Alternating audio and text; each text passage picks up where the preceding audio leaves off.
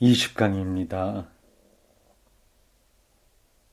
제법 큰 번호로 4번 알렉산드리아 학파입니다.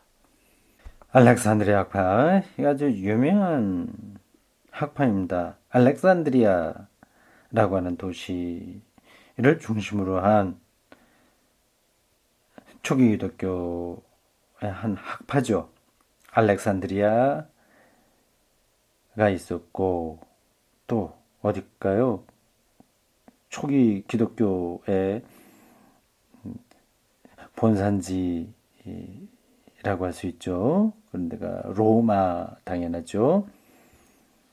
안디옥 이런 데도 있죠. 뭐 등등 여러 군데 이런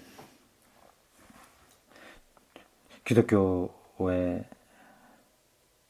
큰 학파들이 있습니다. 그 중에 하나 알렉산드리아 보면 중요해요. 기억해 두세요. 알렉산드리아가 여기에 속해 있는 교구들이 많습니다. 아프리카의 북단에 있는 도시예요. 그 당시는 그게 거의 지중해에서 네로라는 그런 큰 도시였습니다.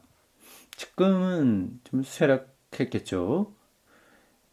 기독교만이 아니라 다른 학문들도 거기서 발전을 많이 했습니다. 세계에서 가장 큰 도서관도 알렉산드리아 있었을 거고요.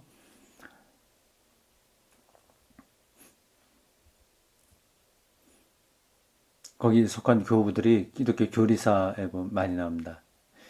이 도시는 이름에서 알 수 있듯이 알렉산더 대왕이 정복해서 만든 도시예요.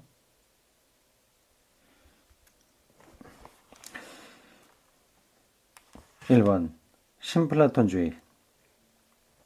이것도 좀 많이 나오는 단어입니다. 신플라톤주의. 그러니까 플라톤이지 뭐 신플라톤이냐 이런 질문이 가능해요. 그러니까 플라톤은 기원전 5세기, 6세기쯤 되겠죠. 이제 그것이 계속 번창한 건 아닙니다. 근데 이때 다시 플라톤 사상이 부흥했어요. 그걸 신플라토니즘이라고 합니다. 뭐 조금씩 원래 플라톤 사상과 차이가 있긴 있겠지만 큰 줄기에서는 같죠. 그게 기독교 알렉산드리아 학파에서 어떻게 열매를 맺었는지 보겠습니다. 고대가 끝날 무렵 그리스 철학은 종교가 되었고 종교는 신비주의 철학이 되어 있었다. 우리로서는 좀 이해가 잘 안 되는 거죠. 그 당시는 그렇게 되어 있습니다. 이란 까닭에 그리스도교로 옮겨간 철학자들은 그 사람들 중에서 기독교로 넘어간 철학자들은 반은 이미 종교적 기초를 가지고 있었다. 이미 철학적이라고 하면 종교적이라고 하는 거니까요. 그들은 거기서 출발할 수가 있었다. 이 시대의 철학은 오늘날 경험론자들이나 논리적 실증주의자들이나 자연주의자들이 가지고 있는 것과 같은 하나의 전문성을 띤 철학은 아니었고 어떤 한쪽으로 그 분야의 전문가가 되는 건 아니고 어떤 종교적 태도를 전제로 한 것이었다. 종교적 태도를 전제로 한 것이었다. 신약 성서 시대에는 철학 자체가 종교적 태도를 내포하고 있었다. 따라서 그리스도교는 철학을 경쟁 상대로 삼고 그것과 대결하지 않으면 안 됐다. 그것도 하나의 종교니까요. 철학도 하나의 종교니까 경쟁해야죠. 경쟁이라고 해서 무조건 적대적인 것은 아니고 친구처럼 경쟁하는 거죠. 그런 것들이 바탕이 있었기 때문에 기독교를 전하기가 좋았던 거죠. 이러한 종교 철학이란 바로 신플라톤주의다. 뉴 플라토니즘이다. 신플라톤주의란 플라톤적인 사상이나 스토아적인 사상을 그리고 아리스토텔레스적인 사상 따위를 서로 융합시킨 하나의 책이었다. 플라톤, 스토아, 아리스토텔레스 이거를 융합한 하나의 체계였다고 하네요. 재밌죠? 이 세 가지가 고대 그리스 철학을 구성하고 있습니다. 플라톤, 스토아는 사람 이름이 아니고 플라톤은 사람 이름이고요. 아리스토텔레스 이것도 사람 이름이고요. 근데 스토아는 한 사람이 아니라 그 사상을 가리키는 이름입니다. 제논 같은 사람들이 거기서 주로 활동했죠.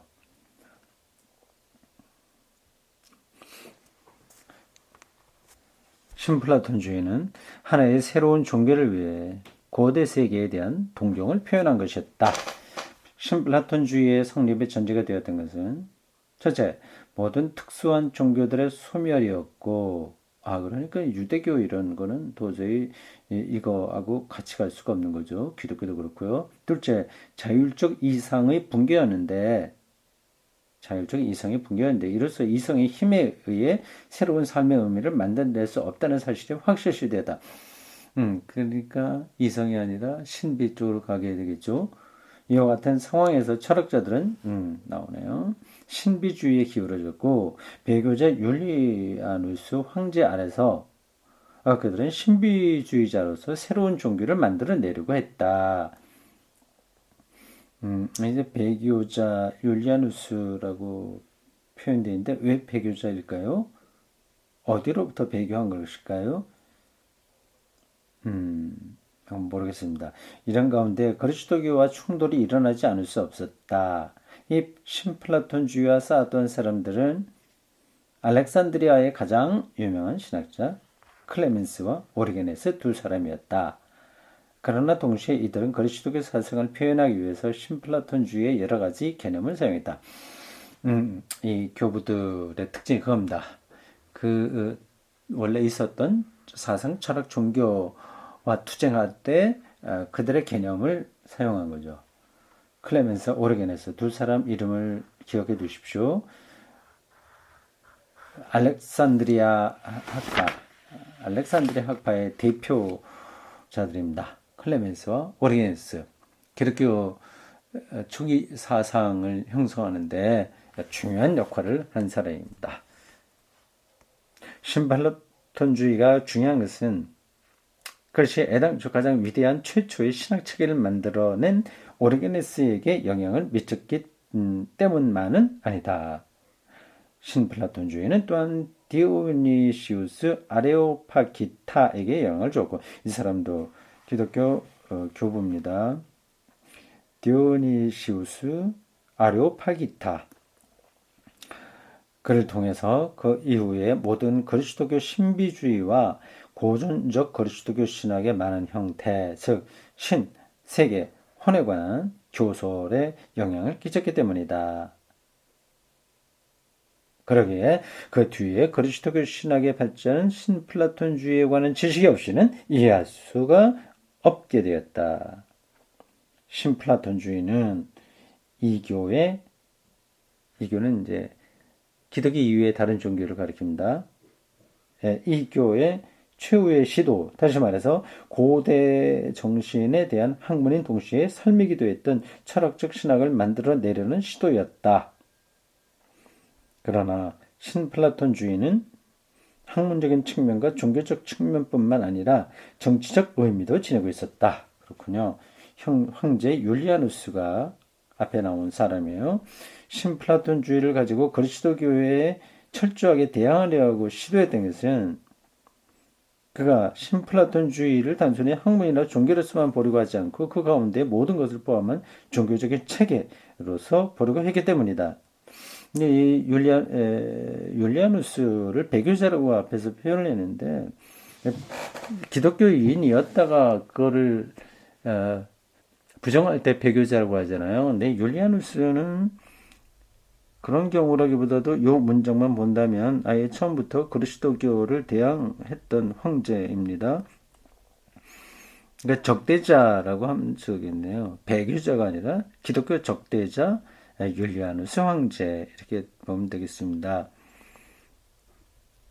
신플라톤주의의 중심적인 대표자는 플로티누스였다. 이건 기독교 신학자는 아니고 일반 철학자라 가리킵니다. 그 옆에 주로 이렇게 나와 있네요. 플로티누스 204년에서 269년에 살았고 알렉산드리아에서 교육을 받고 224년 무렵부터 로마에서 교사로 활동했고 명성을 떨쳤다. 플로티누스는 유명한 신플라톤주의 철학자입니다. 플로티누스에게서 신이란 절대적으로 초월해 있는 일자다. 이런 표현만 보면 성서가 말하는 하나님에 대한 것이라고 할 수 있죠. 신이란 절대적으로 초월, 하나님의 초월성을 성서는 늘 이야기하니까요. 그 유일신이니까 그렇습니다. 이것은 수로서의 하나가 아니고 모든 수를 초월한 것, 따라서 하나라고 하는 수까지도 초월한 것으로 이해되고 있다. 재미있는 표현이에요. 하나란 무엇보다도 현실의 모든 분열을 넘어선 곧 주관과 객관의 분열, 자기와 세계와의 분열을 넘어선 곳에 존재한다. 이것은 모든 특수한 것의 밑바닥에 있는 시면이며 한정된 모든 것, 개별적인 모든 것이 가라앉아가는 시면이다. 굉장히 철학적이죠. 그렇지만 이 시면은 모든 존재자의 이 시면이라고 하는 거. 그러니까 우리는 보통 하나, 두 개, 세 개, 뭐 많다, 적다 이런 걸로 세계를 구별해서 보는데 그것을 뛰어넘는 더 심층, 더 초월적인 것을 하나로 플라티누스가 본 겁니다. 그렇지만 이 시면은 모든 존재자의 단순한 부정이 아니고 그 반대로 존재하는 모든 것을 궁극적으로 인정하는 긍정이다. 거기에는 모든 존재가 포함되어 있기 때문이다. 신비주의자가 초월적 무라는 표현을 쓸 때 그것은 절대적인 부정을 의미하는 것이 아니라 모든 것이라는 것, 유한한 것, 구별되어진 것의 부정, 다시 말해서 모든 것이라는 것, 유한한 것, 규정된 것의 바탕을 의미한다. 표현이 재밌죠? 초월적인 무, 그래서 transcendentes nichts.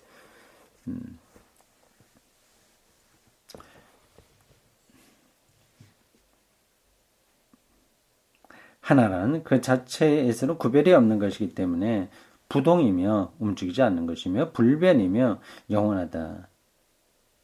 거의 신에 대한 표현이죠. 모든 존재자의 영원한 바탕에는 모든 것이 사라지지만 모든 것은 그 영원한 바탕에서 생겨나는 것이다. 구름이 왔다 흩어졌다 막 그렇게 하더라도 결국은 그것이 다 수증기라고 하는 것의 바탕에서 나오는 거죠. 플라토누스의 전 체계는 세계와 세계의 모든 형태가 존재의 궁극적 근거로부터 어떤 방식으로 생겨나는가를 서술한다. 마치 물리학자네요. 마치 빛이 태양으로부터 방사되듯이 궁극적 근거로서 맨 처음에 누수가 방사를 한다. 누수는 뭐 이성, 정신 그런 뜻으로 번역되는 단어입니다. 누수, 플라톤 철학에서도 중요한 단어입니다. 누수는 정신이라고 번역하는 것이 가장 알맞을 것이다. 누수, 독일어 가이스트, 영어 스피릿입니다. 이 누수는 둘째 원리다. 다시 말해서 누수를 유출하는 존재 근거를 첫째 원리라고 한다면 이 누수는 둘째 원리가 된다. 둘째 원리인 누수는 첫째 원리인 영원한 근거가 자신을 직관하는 원리이며 영원한 자기 직관의 원리이다. 신은 누수의 원리에서 자기 자신을 나타낸다. 이러한 누수에서의 신적인 것의 자기 관조가 모든 형식과 구조의 원천이며 모든 잠재력의 원천, 곧 플라톤 의미에서는 본질적 잠재력이라고 이해되었던 모든 것의 이데아의 원천이다. 머리가 복잡해지네요. 지나가는 게 낫습니다. 참된 온갖 것, 아름다운 온갖 것은 누수, 정신 혹은 이성 안에 곧 신적인 정신과 그의 자기 관조 안에 포함되어 있다. 영원한 정신 안에는 단순히 보편적인 본질, 예컨대 나무라고 하는 종류 또는 불금이라고 하는 색이 포함되어 있을 뿐만 아니라 개별적인 것의 본질도 포함되어 있다. 신 안에는 각 개인의 형태, 곧 우리의 삶의 변화에 의존하지 않은 이데아가 존재한다. 위대한 화가는 그 형태를 보고 그것을 그 그림에서 표현한다. 겉의 것들은 변하지만 더 근원에서는 그를 초월하는 이데아가 존재한다고 하는 거죠. 그걸 이렇게 저렇게 설명을 많이 할 겁니다. 근데 우리는 이제 그런 거 별로 생각하지 않고 살아요. 근데 지금 요 심플라토니즘의 프로테누스의 설명을 우리가 다 소상하게 따라가기는 힘들어요. 근데 이 설명을 하나님에 대한 설명이다. 그들이 그 당시 철학자들은 거의 종교인들이었으니까요. 그들이 아주 절대자를 설명하는 거예요. 근데 거기엔 우리 기독교와 성서가 말하는 하나님 이에 부응하는 것도 제법 많습니다. 그래서 알렉산드리아 학파에서 대표적인 클레멘스와 오리게네스 이 사람들은 이 심플라토니즘과 싸우면서 기독교를 지켜냈지만 그 개념들을 많이 차용한 거죠.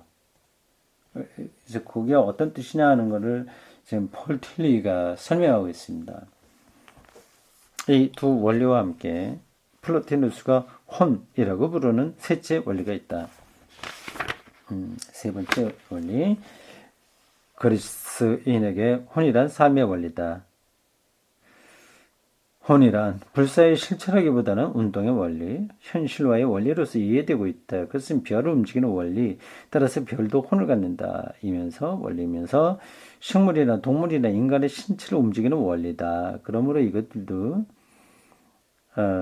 혼을 갖는다. 그리고 그것은 끝으로 전 우주를 움직이는 원리다. 그래서 세계의 혼과 같은 것도 존재하게 된다. 이것은 누수와 자연, 그 물체의 실제의 중간에 존재하는 것으로서 누수는 정신이에요. 가이스트라고 했는데 스피릿, 영이에요.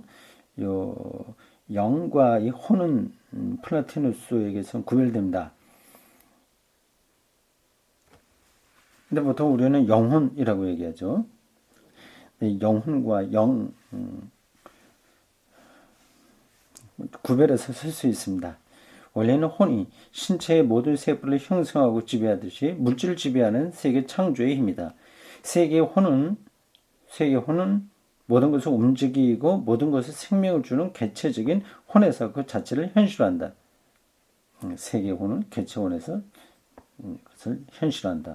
모든 것은 개체적인 혼을 가지고 있고 정령수면 정령수, 나무 개체적인 혼을 가지고 있는데 이 개체적인 혼은 세계혼, 보편적인 세계혼 안에 자신의 공통의 원리를 가지고 있다.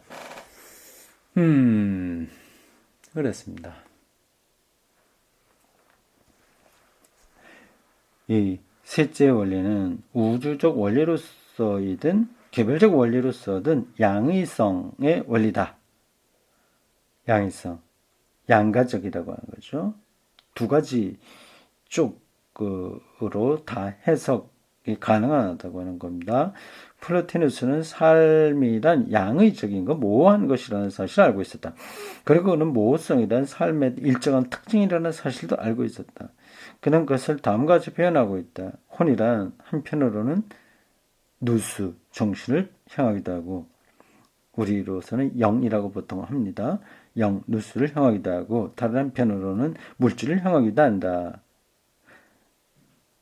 그걸 같이 연결시켜주는 게 혼이라고 하네요. 말하자면 혼은 언제나 두 방향에서 눈을 돌리는데 하나는 인식이나 도덕적 행위나 예수의 형식에서 나타나는 것과 같은 개인의 정신적인 삶의 의미 내용이며 다른 하나는 신체적 존재, 곧 개인적 신체와 물질적 실제 전체다.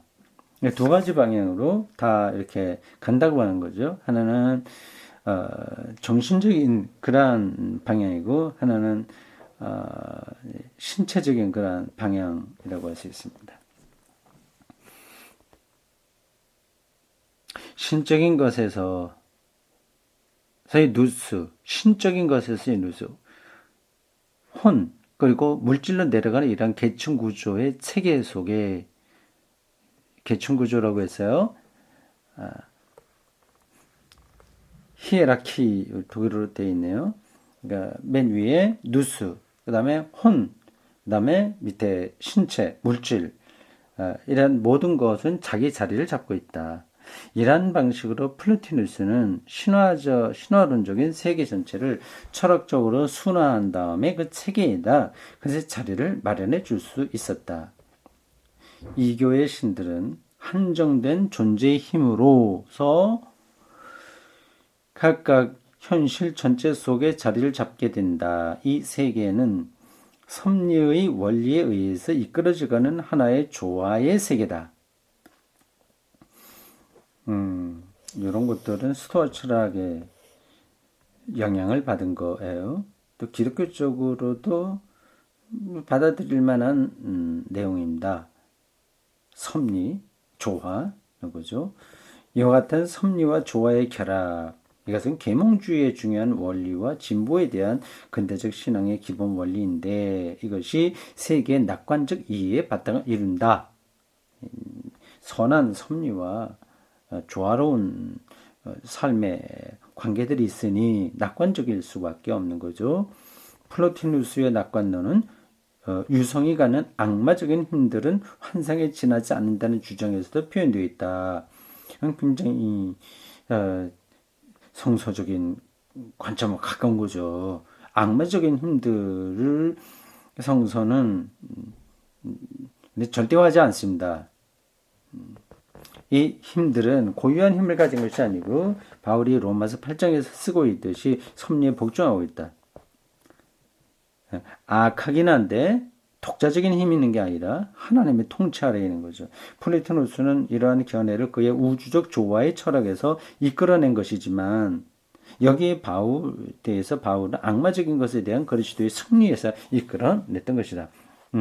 이 세계를 보는 눈이 비슷한데 이 플라토누스는 우주의 조화라는 철학에서 그 결과를 끌어낸 것에 반해서 바울은 그리스도론적인 관점, 그리스도의 승리에서 끌어낸 거죠. 같은 결과가 나온다면 이 기독교 신앙이 이 플로티누스의 사상을 받아들이지 못할 이유가 없는 거죠. 우주에는 두 종류의 혼이 있다. 식물이나 동물이나 인간이 가지는 가사적인 혼, 죽을 수밖에 없는 혼, 고대 신화에 나온 신이나 반신들이 가지는 불사의 혼이 것이다. 신화에 나온 신들은 플로티누스에 의해 존재의 힘으로 재정립된다. 이 존재의 힘들은 이건 불사죠. 이것들은 계층구조의 내부에 특정한 자리를 잡게 되어 고대 신화의 신들처럼 서로 갈등을 일으키지 않는다. 섭리라는 형태로서 이 세계 전체를 질서지은 원리가 로고스다. 로고스요. 스토아 철학의 핵심 개념입니다. 코스모스로 이 세계를 조화롭게 만드는 근원적 힘인 거죠. 로고스란 새로운 계층 구조를 의미하는 것이 아니라 영, 혼, 신체 이런 계층 구조가 아니라 누스가 지닌 합리적 동적 측면 곧 라치오, 이성이죠. 이 라쪼를 의미하는 것으로서 이 로고스는 모든 것을 섭리적으로 질서 있게 하고 모든 것에다 자리를 지정한다. 나무는 나무식으로 강은 강식대로 탁탁 그렇게 가게 하는 힘이 로고스라고 하는 거죠. 현대적 개념으로 번역한다면 로고스란 우주에서나 개체의 삶에서나 모든 존재가 종속되어 있는 자연 법칙이라고 할 수 있다.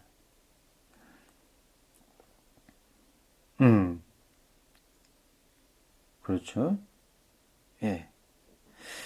누수는 로고스와 같은 것은 아니다.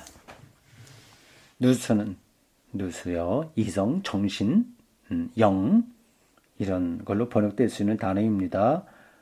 모든 내용 있는 것들의 원천이며 이 내용을 질서 있게 하는 원리가 로고스다. 그러니까 누수와 로고스의 관계가 여기서 설명이 됐어요.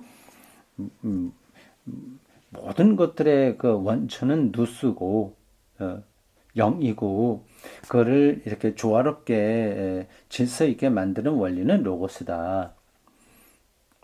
로고스란 섭리안의 힘이며 자연 법칙이나 도덕 법칙을 규정하는 동적 원리다. 이렇게 세계를 이렇게 조화로운 체계로 설명하는 개념에서 중요한 게 로고스이니까 세계를 하나님의 창조로 말하는 기독교가 이 로고스 개념을 받아들이지 못할 이유가 없었던 거죠.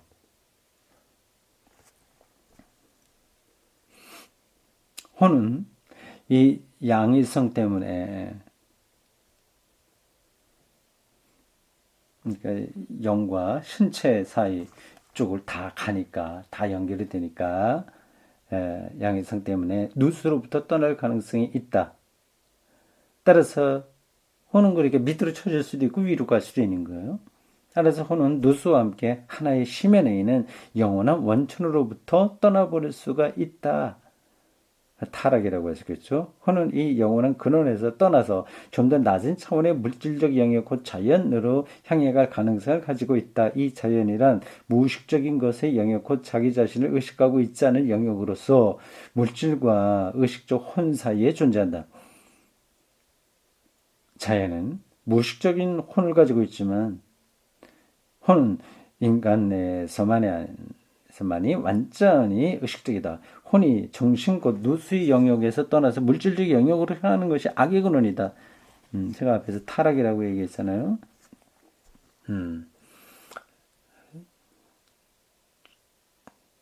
그렇죠. 그렇지만 악은 적극적인 힘이 아니고 누수의 부정이다. 악은 물질적인 것에 대한 참여며 비존재, 곧 독립적인 존재의 힘을 가지지 않는 것에 참여다. 혼이 비존재를 향할 때 거기에 악이 생긴다. 그리스인이나 그리스도인이나 다 악의 존재적 실제성을 인정할 수 없었다. 그건 비어 있는 거죠. 아주 실질은 아닌 거죠. 네, 악이 신적인 힘을 갖는다는 관념은 만이교적 이단이다. 만이교적 이단.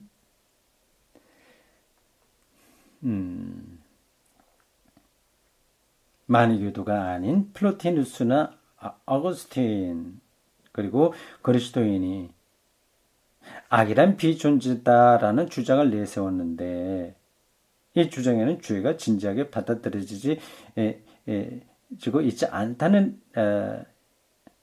비판이 나온다. 악이 비존재니까 그렇게 말하면 그만 낱말 뜻으로만 받아들이면 악이 없는 거죠. 악이 없으면 그건 너무 나이브하다 그런 비판을 받을 수 있는 거죠. 그러나 이 의의가 어스틴에 의해서 제기된다는 것은 아마 불가능할 것임이 틀림없다. 존재를 왜곡한다는 것은 왜곡되지 않는 존재와 마찬가지로 실제적이긴 하지만 그러나 그것은 존재론적 실제성을 가지는 것은 아니다.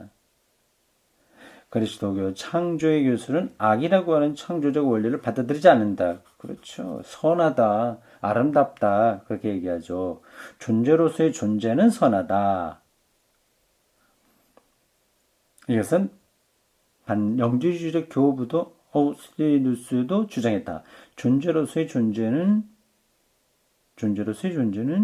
선이며 악이란 선한 창조의 왜곡이다. 그러니까 아닌 거죠. 존재가 아닌 거죠. 그런 점에서 비존재라고 얘기하는 거죠.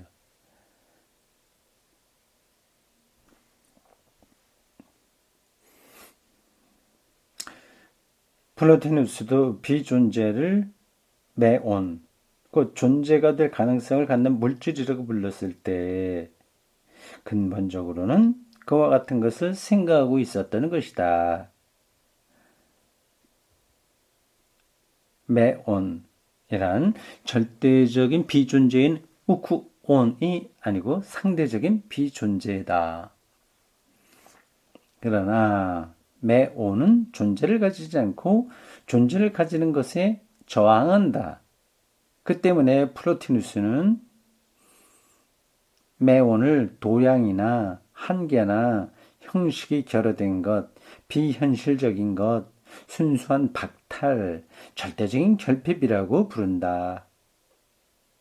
악이란 우리의 신체적인 실존에 이러한 비존재가 현존한다는 것이다. 악이란 선한 힘의 결여이며 존재의 힘의 부재다. 재미있습니다. 표현이 까다롭긴 하지만 이런 생각을 자꾸 해야 성서를 바르게 이해할 수 있습니다. 그리고 신학을 따라갈 수 있는 거죠. 그리고 이것이 얼마나 옳은지 아닌지를 판단해야 되는데, 그러려면 이러한 신플라토니즘과 초기 교부들 사이에 벌어졌던 그 논쟁들을 잘 파악할 수 있어야 됩니다. 그런 것 없이 그저 성서를 회중들이 요구하는 어떤 방향에 따라서 혹은 설교자의 개인적인 생각에 따라서 설명하다 보면 그 중심에서 이탈될 수 있는 거죠. 여기까지 하겠습니다.